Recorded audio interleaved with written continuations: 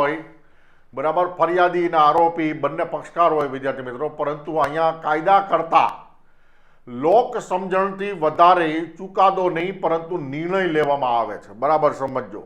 અને લોક અદાલતની લોકપ્રિયતા ખૂબ વધતી જાય છે કે જે આપણા માટે ફાયદામંદ છે. અત્યારે સૌથી વધારે કેસના ભરાવા છે એટલે લોક અદાલત, પીપલ્સ કોર્ટ. ઉદ્દેશ્ય શું? આ બધા બહુ પૂછે છે વિદ્યાર્થી મિત્રો કે આનો ઉદ્દેશ્ય શું, આનો મોટો શું? ઝડપી ન્યાય, ઓછા ખર્ચે ન્યાય, આ એનો ઉદ્દેશ્ય છે. શેનો? તો કે લોક અદાલતનો. આયોજન કોણ કરે? સુપ્રીમ કોર્ટ, હાઈકોર્ટ કે જિલ્લા ન્યાયાલય. ધ્યાન રાખજો આકાશ, આ ત્રણેય કરી શકે લોક અદાલત. વિવાદો, પારિવારિક સમસ્યાઓથી સંબંધિત વિવાદોનો ઉકેલ.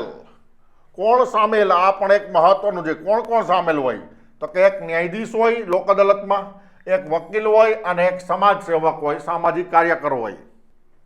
અપીલ, લોક અદાલતના ચુકાદા વિરુદ્ધ ભારતની કોઈ પણ કોર્ટમાં અપીલ થઈ શકતી નથી.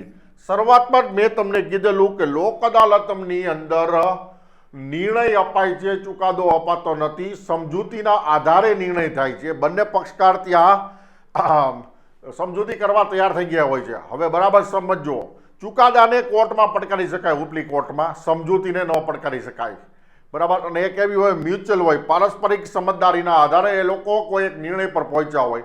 માટે લોક અદાલતના જે કાંઈ પણ છે અહીંયા ચુકાદો લખેલો છે લોકોને સમજવા માટે. એકચ્યુઅલી અહીંયા શબ્દ આવે